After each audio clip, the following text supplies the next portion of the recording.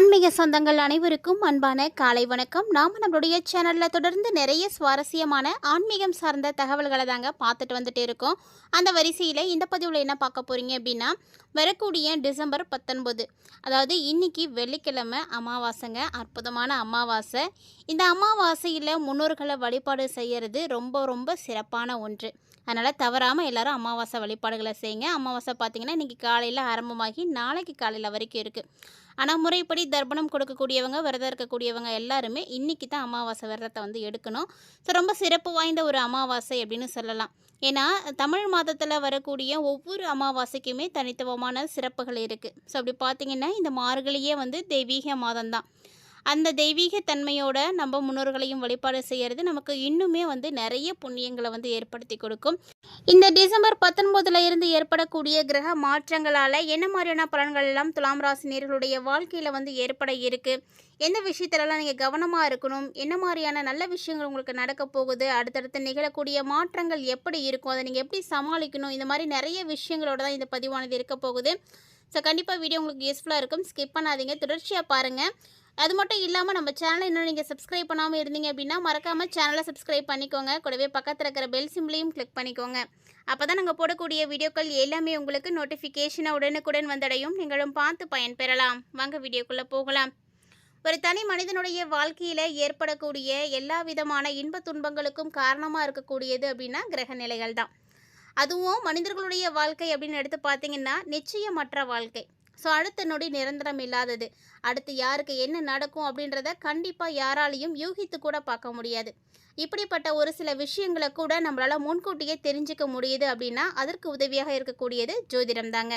அப்படிப்பட்ட ஜோதிடம் உங்களுக்கு பிடிக்குமா அப்படின்னு மறக்காமல் வீடியோக்கு ஒரு லைக் பண்ணி காட்டுங்க. ஜோதிடத்தை பற்றிய உங்களுடைய கருத்துக்கள் என்ன அப்படின்றதையும் கமெண்ட் பண்ணுங்க. இப்போ வாங்க என்னென்ன கிரக மாற்றங்கள் ஏற்பட இருக்குது, அதன் மூலமாக துளாராசி நேயர்களுக்கு கிடைக்கக்கூடிய மாற்றங்கள் எப்படி இருக்குது அப்படின்றதெல்லாம் பார்த்து தெரிஞ்சுக்கலாம். துலா ராசிக்காரர்களுடைய ராசி அதிபதியாக இருக்கக்கூடிய கிரகம் சுக்கிர பகவான். இந்த சுக்கிரன் பார்த்தீங்கன்னா நவ கிரகங்களில் குருவுக்கு அடுத்து ஒரு சுப கிரகமாக பார்க்கப்படக்கூடிய கிரகம். சுக்கிரன் அப்படின்னு எடுத்துக்கிட்டிங்கனாலே அழகு, ஆடம்பரம், செல்வாக்கு, நல்ல ஒரு மதிப்பு, ஆடை ஆபரண சேர்க்கை, இப்படி செல்வ செழிப்புக்கு அதிபதியாக இருக்கக்கூடியவர். அப்படிப்பட்ட சுக்கிரனை நீங்கள் ராசி அதிபதியாக வச்சுருக்கக்கூடிய துளாராசிக்காரங்க கண்டிப்பாக ஏதாவது ஒரு வகையில் ஒரு நல்ல நிலையில் தான் வந்து இருக்க முடியும். இல்லை ஒரு சிலர் பார்த்தீங்கன்னா கிரகநிலைகளுடைய மாற்றங்களால் துன்பங்களை கூட அனுபவிச்சுட்டு இருக்கலாம். ஆனால் இந்த துன்பம் உங்களுக்கு நிரந்தரம் இல்லாதது. ஏன்னா தசாபுத்திகளை பொறுத்து தான் உங்களுக்கு கஷ்ட காலங்களானது வருமே தவிர மற்றபடி பொதுவாக துளாராசிக்காரங்க அப்படின்னா ரொம்ப ஒரு நல்ல நிலையில் இருக்கக்கூடியவங்களாக தான் இருக்க முடியும். உங்களுக்கு பார்த்தீங்கன்னா இப்போது இந்த டிசம்பர் 19 ராசிநாதன் சுக்கிரன் தனஸ்தானத்தில் வந்து சஞ்சரிக்கிறாரு. அது மட்டும் இல்லாமல் அவரோடு பார்த்தீங்கன்னா விரையாதிபதியாக இருக்கக்கூடிய புதன் இணைந்திருக்கிறாரு. ஸோ உங்களுக்கு எப்படி இருக்குன்னா சுக்கிரனால் வருமானம் வரும், ஆனால் அது வந்தாலுமே கூட இந்த விரையாதிபதி புதன் இருக்கிறதுனால அது எல்லாமே வந்து செலவு இருக்கும். வருமானம் வரதை விட செலவு உங்களுக்கு அதிகமாக தான் இருக்கும். 1 மடங்கு உங்களுக்கு வருமானம் வருதுன்னா 2 மடங்கு செலவு வந்து இருக்கும். ஸோ சேமிக்க முடியலையே அப்படின்ற ஒரு எண்ணம் எப்போதுமே உங்களுடைய மனசில் இருந்துகிட்டே இருக்கும். அதற்கான கவலைகளும் வந்து இருக்கத்தான் செய்யும். பணம் கையில் வந்து புரளக்கூடிய நேரம் தான் இருந்தாலுமே கூட இப்படி ஒரு பணம் உங்கள் கையில் வருது அப்படின்னா அதை முடிஞ்ச அளவுக்கு விரைய செலவாக பண்ணாமல் சுப செலவாக மாற்றிக்கோங்க. அது உங்களுக்கு ஒரு ஆத்ம திருப்தியை வந்து கொடுக்கும். அதே போல் பிள்ளைங்களுடைய எதிர்கால நலன் கருதி நீங்கள் எந்த முயற்சிகளை எடுக்கிறீங்களோ அதெல்லாம் உங்களுக்கு வெற்றியை கொடுக்கக்கூடிய நேரம் தான். துளாராசி நேயர்களுக்கு உறவினர் பகை இருந்தாலுமே கூட அதுவுமே வந்து விலகி போயிடும். மிதுன ராசியில் இருக்கக்கூடிய குரு வக்ர இயக்கத்தில் இருக்கிறாரு. ஸோ உங்கள் ராசிக்கு 3-6 இடங்களுக்கு அதிபதியாக இருக்கக்கூடிய குரு பகவான் இப்போ பாக்கியஸ்தானத்தில் வந்து இருக்கிறாரு. ஸோ ராசியை வந்து பார்க்க போகிறாரு. எப்போதுமே குரு வந்து இருக்கிற இடத்த விட பார்க்குற இடத்துக்கு தான் பலன்களை அதிகமாக கொடுப்பார். அதனால தான் குரு பார்க்க கோடி நன்மை அப்படின்னு சொல்லுவாங்க. ஸோ இப்போ பார்த்தீங்கன்னா குரு பகவான் உங்களுக்கு வந்து உங்களுடைய ராசியை பார்க்குறாரு. இப்போ உங்கள் மீது அவருடைய பார்வை படுது. ஸோ அவருடைய பார்வை கிடைக்கிறதுனால உங்களுக்கு ரொம்ப ரொம்ப நல்ல பலன்கள் கிடைக்கும். குரு உங்களுடைய ராசிநாதன் சுக்கிரனுக்கு பகை கிரகம் அப்படின்னு சொல்லுவாங்க. ஸோ பகை கிரகமாக இருந்தாலுமே கூட அவருடைய பார்வைக்கு தான் நம்ம பலன்களை பார்க்குறோமே தவிர அவர் எப்படி அப்படின்றதில்ல. சுக்கிரனும் குருவும் பார்த்திங்கன்னா பகை கிரகம்தான். 2மே சுப கிரகம்தான். இருந்தாலுமே அவங்க 2 பேருமே பார்த்திங்கன்னா பகையானவங்க. ஆனால் பலன்களை பொறுத்த வரைக்கும் உங்களுக்கு நல்ல பலன்களை தான் வந்து கொடுக்க இருக்காங்க. நீங்கள் வந்து கவலைப்பட தேவையில்லை. ஸோ இந்த டைமில் பார்த்திங்கன்னா அவருடைய பார்வையால் உங்களுக்கு இருந்து வந்த இடர்பாடுகள் எல்லாமே அகல ஆரம்பிக்கும். உடல்நலத்தில் பிரச்சனைகள் இருந்தாலும் அதெல்லாம் சீராகி உற்சாகமாக இருப்பீங்க. எப்படியாவது வாங்கிய கடனை கொடுத்து முடிச்சிடுவீங்க, கவலையே படாதீங்க. ஏன்னா கொடுக்கல் வாங்கல் எல்லாமே இப்போ வந்து சீராக போகுது. வாங்கிய கடனை கஷ்டப்பட்டாவது நீங்கள் வந்து கட்டிடுவீங்க. சகாயஸ்தானத்தை குரு பகவான் பார்க்கறதுனால காரியங்களில் வெற்றிகள் கிடைக்கும், பணப்புழக்கமும் அதிகரிக்கும். அதே போல் உடன்பிறப்புகள் உங்களுக்கு வந்து ரொம்ப உறுதுணையாக இருப்பாங்க. உங்கள் வேலைக்கு வந்து அவங்க வந்து ஹெல்ப் பண்ணுவாங்க. ஸோ நீங்கள் ஒரு வேலை செய்கிறீங்கன்னா உங்களுக்கு பதில் அவங்க வந்து செஞ்சு கொடுப்பாங்க. அந்த மாதிரி நல்ல விஷயங்கள்லாம் நடக்கும். பாக பிரிவினைகளும் பார்த்தீங்கன்னா ரொம்ப சுமூகமாக முடியும். எடுத்த முயற்சிகள் எல்லாத்துலேயும் வெற்றிகளை பார்க்க முடியும். குறிப்பாக பிள்ளைங்களுடைய கல்யாணம் சம்மந்தமாகவோ இல்லை படிப்பு சம்மந்தமாகவோ அவங்க வந்து கடல் தாண்டி போகிறாங்க அப்படின்னா அதற்கான முயற்சிகளை எடுக்கிறீங்க அப்படின்னா கண்டிப்பாக வந்து நடக்குங்க. ஏன்னா அவங்க நினச்சது நிச்சயமாக நடத்தி கொடுப்பீங்க. துளாராசிக்காரங்க இந்த முயற்சியில் நீங்கள் இப்போ இறங்கலாம், தாராளமாக வந்து நடக்கும்.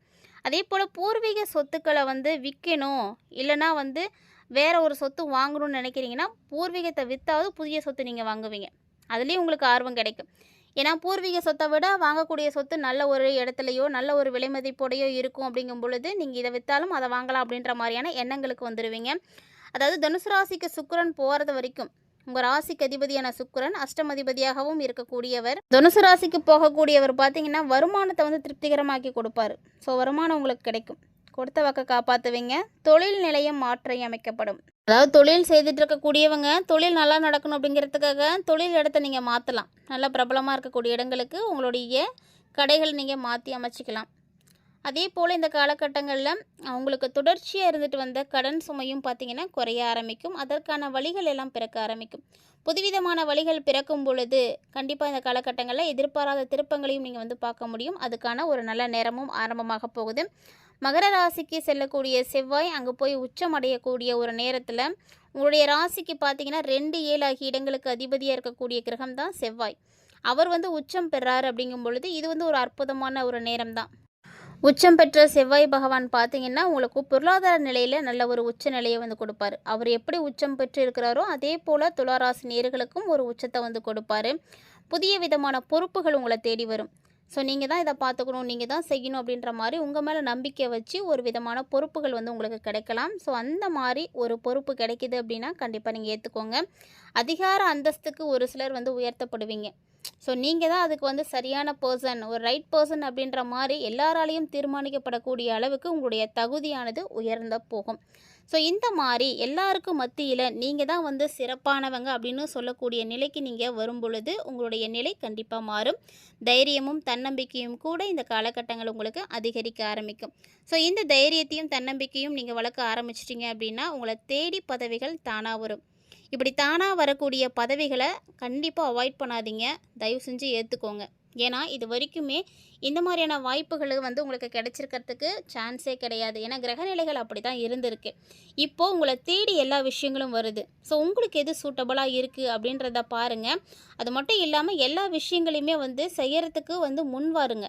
நீங்கள் எப்படி வந்து முன் வரீங்களோ அதுக்கேற்ற மாதிரி உங்களுடைய வாழ்க்கையும் கண்டிப்பாக மாறும். பொது வாழ்க்கையில் இருக்கக்கூடியவர்களுக்கும் அப்படி தான். இந்த காலகட்டங்களில் என்ன முயற்சிகளை நீங்கள் எடுக்கிறீங்களோ அந்த முயற்சிகள் எல்லாத்துக்குமே வெற்றிகள் கண்டிப்பாக இருக்குது. வியாபாரம் மற்றும் தொழில் இதெல்லாம் செய்துட்டு இருக்கக்கூடியவர்களுக்கு மாற்று இனத்தவர்களுடைய உதவி கிடைக்கும்.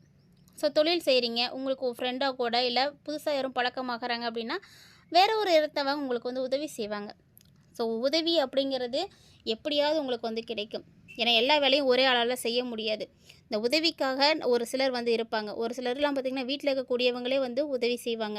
ஸோ அந்த மாதிரியான விஷயங்கள் எல்லாமே உங்களுக்கு வந்து நடக்க ஆரம்பிக்கும். மேலதிகாரிகளும் உங்களுக்கு ரொம்ப ஆதரவாக இருப்பாங்க. அவங்களுடைய சப்போர்ட்டாலையும் நீங்கள் அடுத்தடுத்த விஷயங்களை வந்து கொண்டு போக முடியும். இதே கலைத்துறையில் இருக்கக்கூடிய கலைஞர்களாக இருக்கீங்க அப்படின்னா உங்களுக்கு பார்த்திங்கன்னா ரொம்ப நல்ல அமைப்புகள்லாம் இருக்குது. ஏன்னா சந்தர்ப்பங்கள் உங்களுக்கு அனைத்தும் சாதகமாக இருக்கும். கல்வி பயிலக்கூடிய மாணவ மாணவிகளை பொறுத்த வரைக்குமே இந்த காலகட்டங்கள் ரொம்ப நல்லா இருக்குன்னு தான் சொல்லணும். ஸோ துலாம் ராசியுடைய மாணவர்கள் மேல் படிப்பு படிக்கிறீங்களா இல்லை கல்வி நிலையில் இருக்கீங்களோ யாராக இருந்தாலும் சரி ரொம்ப நல்ல மதிப்பெண்களை வந்து பெற முடியும். அதே போல் கல்வித்துறையில் நீங்கள் பணியாற்றக்கூடிய நபர்களாக இருக்கீங்க அப்படின்னாலும் உங்களுக்கும் வந்து சிறப்பாக இருக்குது. ஏன்னா உங்களுடைய பாடங்களில் நிறைய மாணவர்கள் தேர்ச்சி பெறுவாங்க. ஸோ அதன் மூலமாக உங்களுடைய பெயரும் பார்த்திங்கன்னா ரொம்பவே ஓங்கி நிற்கும். இந்த மாதிரி நல்ல விஷயங்கள் அடுத்தடுத்து கல்வித்துறை சார்ந்தவங்களுக்கும் நிறையவே இருக்குது. குறிப்பாக துளாராசியுடைய பெண்களுக்கு பார்த்திங்கன்னா இந்த காலகட்டங்கள் டிசம்பர் 19 உங்களுக்கு நல்ல மாற்றங்கள் கிடைக்கும். வருமானம் வந்து திருப்தி தரக்கூடிய வகையில் இருக்கும். ஸோ எப்படியாவது வந்து சம்பாதிப்பீங்க. வேலையே இல்லை அப்படின்னா கூட இப்போ ஒரு வேலை உங்களுக்கு வந்து கிடைக்கும். அதே மாதிரி திருமணமாகாமல் இருக்கக்கூடிய துளாராசிக்காரர்களுக்கும் இப்போ வந்து திருமணத்திற்கான அமைப்புகள் இருக்குது. ஸோ திருமண வரன்கள் உங்களை தேடி வரும். வரக்கூடிய வாய்ப்புகளை சரியாக இருக்கா அப்படின்றத நீங்கள் முறைப்படி வந்து பரிசோதித்து கண்டிப்பாக வந்து ஏற்றுக்கோங்க. நல்ல ஒரு வாழ்க்கை அமையறதுக்கான ஒரு நேரமாகவும் இருக்குது. இந்த காலகட்டங்களில் உங்களுக்கு நல்ல ஒரு மகிழ்ச்சியானது கிடைக்கணும் அப்படின்னா அதிகமாக பார்த்தீங்கன்னா நீங்கள் ஸ்கை ப்ளூ கலரை வந்து யூஸ் பண்ணுங்கள். ஸோ இந்த ஒரு கலர் நீங்கள் இந்த டைமில் யூஸ் பண்ணும்பொழுது உங்களுக்கு நிறைய அளவில் சந்தோஷம் கிடைக்கும். நிறைய விஷயங்கள் நல்ல விஷயங்களாக நடக்கும். மறக்காமல் ட்ரை பண்ணி பாருங்கள். இந்த பதிவில் நீங்கள் நிறைய தகவல்களை தெளிவாக பார்த்துருப்பீங்கன்னு நினைக்கிறேன். துலாம் ராசி நேயர்களுக்கு இந்த காலகட்டங்களில் நடக்கக்கூடிய மாற்றங்கள் எப்படி இருக்குது, எந்தெந்த விஷயத்தில் கவனமாக இருக்கணும் அப்படின்றதெல்லாம் தெளிவாக பார்த்துருப்பீங்க. வீடியோ உங்களுக்கு பிடிச்சிருக்குன்னு நினைக்கிறேன். ஒருவேளை உங்களுக்கு பிடிச்சிருந்ததுன்னா லைக் பண்ணுங்கள், ஷேர் பண்ணுங்கள், மறக்காமல் கமெண்ட் பண்ணுங்கள். இந்த பதிவில் நீங்கள் பார்த்த தகவல்கள் மட்டும் இல்லாமல் இது போல் நிறைய தகவல்கள் நம்மளுடைய சேனலில் தினம்தோறுமே நம்ம பதிவேற்றம் செய்துட்டு இருக்கோம். ஸோ அதையெல்லாம் நீங்கள் தொடர்ந்து பார்க்கணும் அப்படின்னு விருப்பப்பட்டீங்கன்னா மறக்காமல் நம்ம சேனலை சப்ஸ்கிரைப் பண்ணிவிட்டு ஃபாலோ பண்ணிக்கோங்க. மீண்டும் இது போன்ற சுவாரஸ்யமான ஆன்மீகம் சார்ந்த தகவல்களோட மற்றும் ஒரு ஆன்மீக தலைப்பில் சந்திக்கலாம்.